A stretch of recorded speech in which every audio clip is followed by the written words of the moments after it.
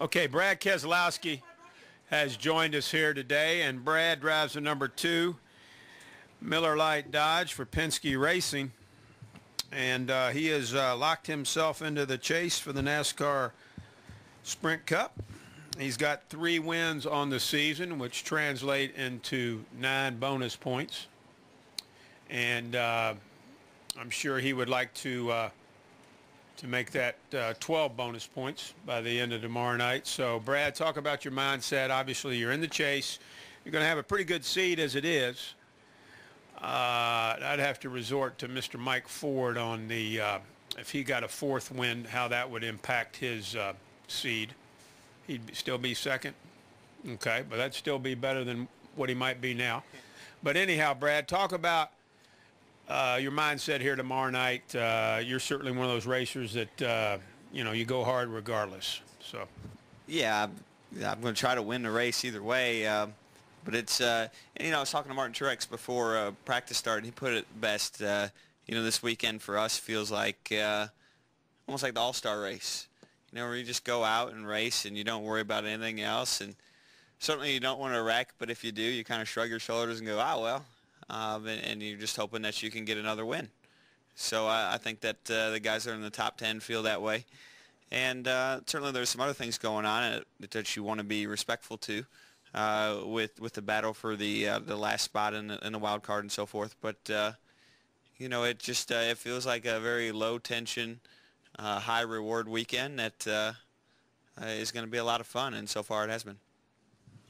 Questions now. We'll start with Monty. Then we'll go to Tom. And then David. Monty Dutton, Gaston Gazette. Being locked into the chase, obviously winning a race would give you a slight edge in the seedings. It'd give you 3 points. Oh, there he is. But it took me a minute to find you there. Oh, okay. I'm usually pretty easy to see.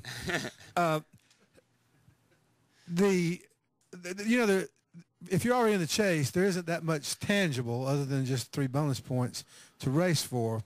And the regular season is all about really being in the top 10, not leading the points. There's no tangible advantage to being the points leader. Sure. But is there an advantage in the experience of the regular season and trying to maintain the consistency that will come in handy in the chase? In other words, being consistent, as long as you're in the top 10, means nothing in the regular season. Sure. But does that process, does that have some tangible reward as a benefit for the chase?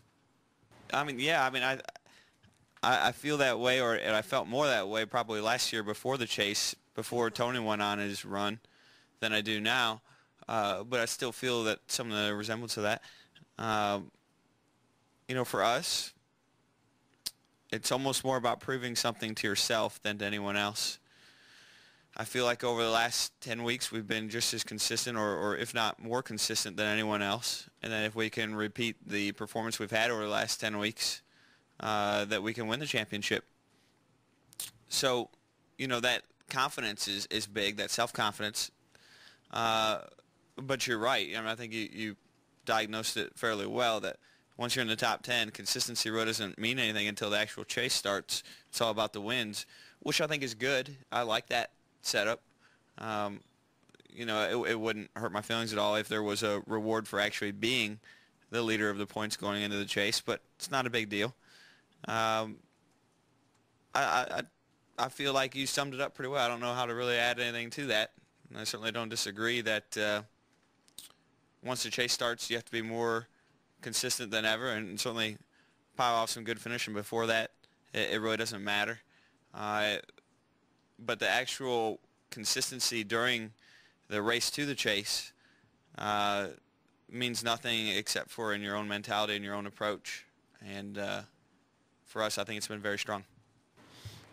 Go ahead, Tom. Brad, Tom Jensen, Speed.com. Big story this week, you're getting a new teammate for next year. Can you talk a little bit about what you think Joey will bring to the team? Did you have any input into the decision? Are you excited he's going to be on the team? Yeah, I'm thrilled. I really am. I'm happy for him, and I'm happy for Penske Racing. I've enjoyed the time with Sam in the 22 Cup car, and I know he's going to continue to have a position at Penske Racing, so I'm happy that it worked out for everybody.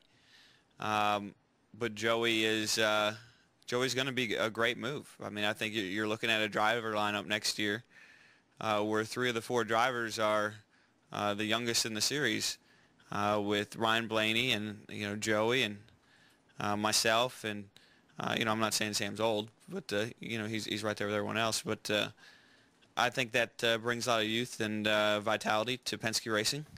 And that's probably something that Penske Racing hasn't been known for in the past. So I'm encouraged by that. I like Joey's approach, and I think that he has all the things it takes to be successful. And for whatever reason, it didn't work at Gibbs. It's to me a fresh start for him, and I think he's bringing the right mentality to be successful. And I know that if we have 2 great teams at the Cup level at Penske Racing, that we can run for a championship year in and year out. Let's get the microphone to David, and then to Paul had the next question. Right over here, Madison. Paul. Go ahead, David. David Carville, NASCAR.com. Brad, 2 questions relating to that. First of all, talking to Joey, it sounded like you sort of lobbied for him. Did that happen? Yeah, I guess I should have answered that. Tom kind of asked that, but I certainly did. Yeah, I mean, I felt like he had the right approach to be successful in so many different ways, and I don't really want to define too much of that because you don't want other people to pick up on it, but just intangibles that I saw just watching him, and I think he's going to be a great fit for Penske Racing. Up on that, he said you guys have a great relationship now, but that wasn't always the case, and you kind of didn't like each other at first. There was like a run-in at Dover. Do you remember what all that was about? Yeah, absolutely. I mean, I would say that we probably got off to a rocky start, and we were both fighting for the same position in the sport. It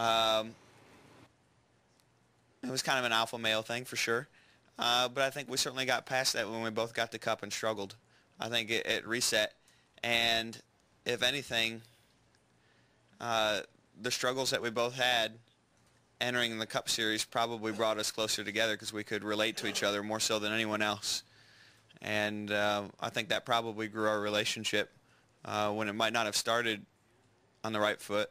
I think it's stronger than ever right now. Let's go over here to Paul, then we'll go to Stan, then we'll go to Holly. Paul Woody, Richmond Times-Dispatch. Hey, Brad, do you think that when the chase begins, do you think anybody can do what Tony did last year and win 5 races, or do you think the chase is going to be more the per usual type where it's a matter of consistency and getting 1 or 2 wins? Well, the odds are it's going to be about consistency, but I certainly do think that someone can pull that string of wins off. I could definitely see that happening. I look at the 18 car and can't help but think that if he makes the chase, that he'll be one of the guys to beat, because I just can't fathom a whole season going by without him getting really, really hot at one point. And that hasn't happened so far, so I would fully expect him to be one of those guys. But I mean, anything's possible. We'll just have to see. That's what's great about the chase, is you just don't know what to expect. Stan, Holly, and then over to Bob. Go ahead, Stan. All right, Stan Creekmore with RPMtonight.com. Within the last 30 to 45 days, you made a statement that you hoped you got a partner, a teammate that would greatly enhance your championship abilities and the championship abilities of the whole Penske Racing organization. How does Joey Logano fill what you were saying back then? I think he's an elite talent who has a proven track record of winning. Also has a proven off-the-track record of staying out of trouble. And those are key elements for sure. And so I look at that and with some other things that, not to go too far into what, as I said earlier, about some of the intangibles. But I just have a feeling, man. Sometimes you just believe it. Right over here to Holly. John, right here. And then to Bob. Holly Kane, NASCAR.com. Brad, you've worked with Sam as a teammate to varying degrees. Do you kind of feel for him a little bit too? I mean, he's a proven champion in IndyCar, and he's done what everyone's asked him to do, in terms of doing nationwide and things like that. Do you kind of feel for him too, though, in this situation? And what's the relationship between you two? I think I have a good relationship with Sam, and certainly would like him to chime in if he feels the same.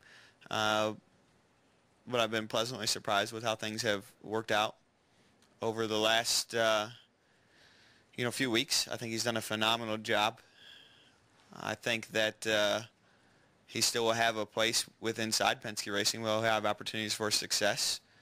And I think that it's the wrong approach to be sad for Sam right now, because that's a defeatist attitude, as though he's got no shot of ever getting back at the Cup level. I don't think that's the case at all. So I'm a little taken back by those that are pleading for sympathy because, for Sam's behalf, because I think that I think he still has just as strong a shot of ever of, especially with his performance over the last few weeks. I think he has just as strong a shot of ever of getting back into a great Cup car at Penske Racing. I think there were some other wheels in motion that probably prevented it on this timeline, but life doesn't always work on the timeline that you want it to. And I would say by no means does Sam Hornish not land in the 22 Cup ride full time mean that there's a fork in his career. I think that's the wrong approach. I think that he has a chance to continue to prove himself this year and to continue to put himself in the running for future opportunities. And I had a follow-up real quick, Carrie, sorry. What's the bigger surprise of the guys that are having to fight and claw their way into the chase this year, with it being, Jeff Gordon and Carl Edwards and Kyle, all of these really strong drivers that I think several months ago people would have thought would have been locked in? Well, I don't think that's really a tough question to answer. I think the bigger surprise hasn't been maybe the lack of results from those three teams you mentioned. I think the bigger surprise has been the performance of the Waltrip teams to really push them out. Because I think when you look at it, I don't think that Kyle or Jeff, or you could certainly argue maybe a little differently with Carl, but I don't think that they've ran poorly.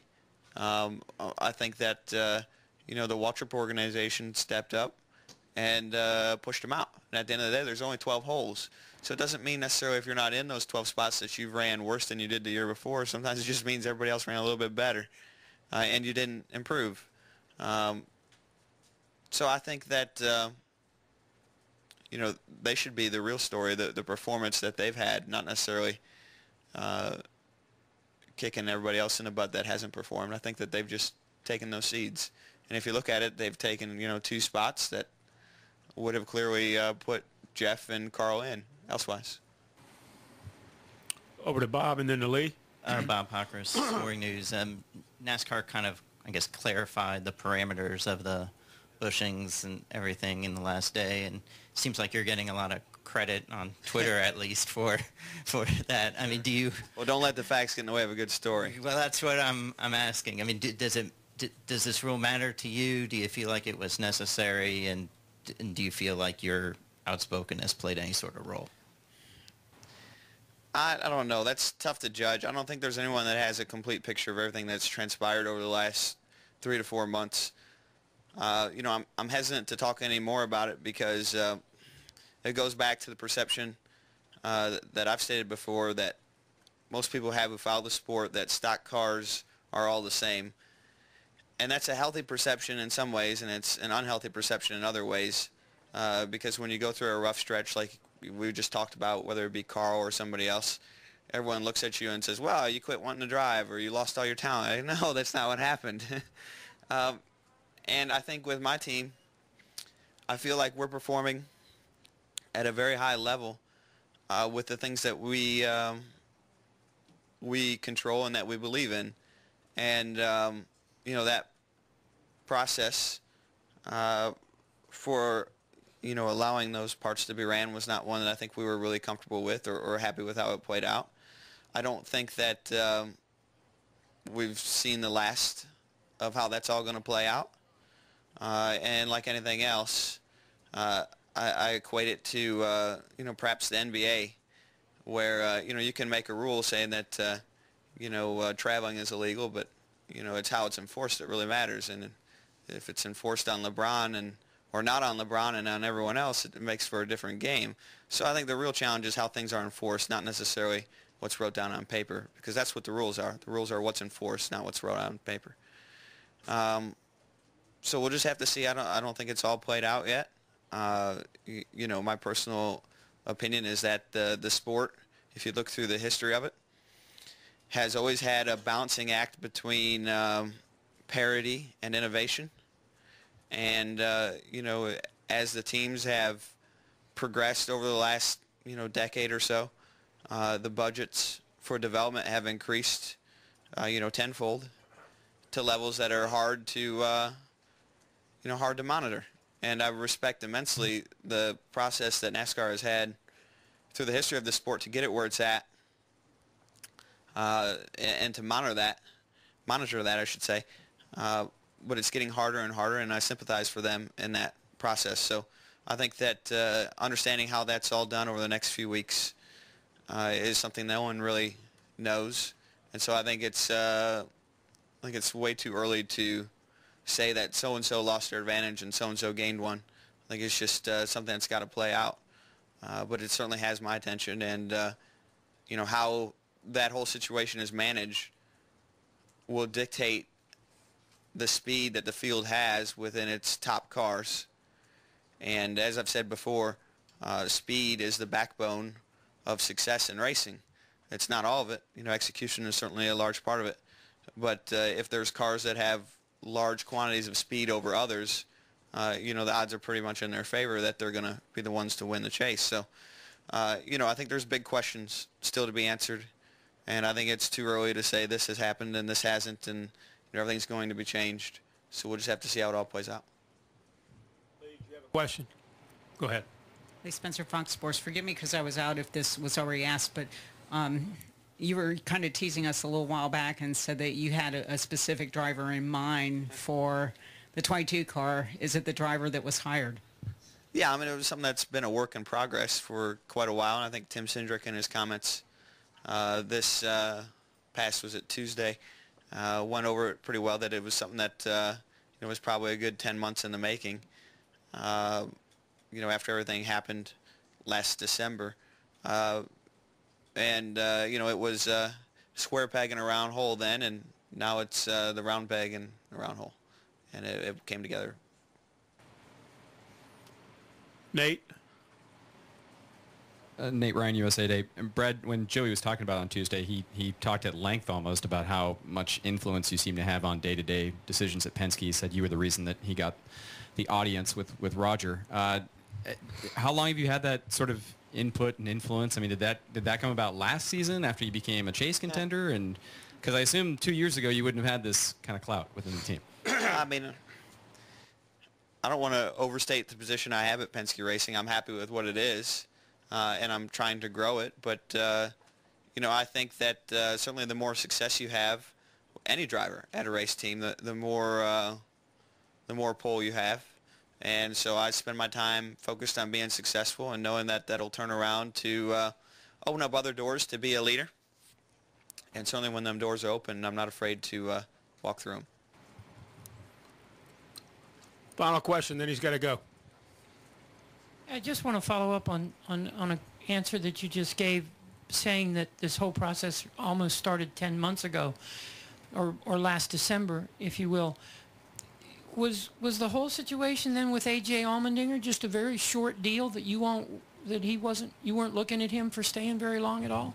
Oh, I don't think that at all. Like I said, it was a round peg in a square hole with Joey, and once we had gone through the process with A.J., I think everyone was committed to making it work.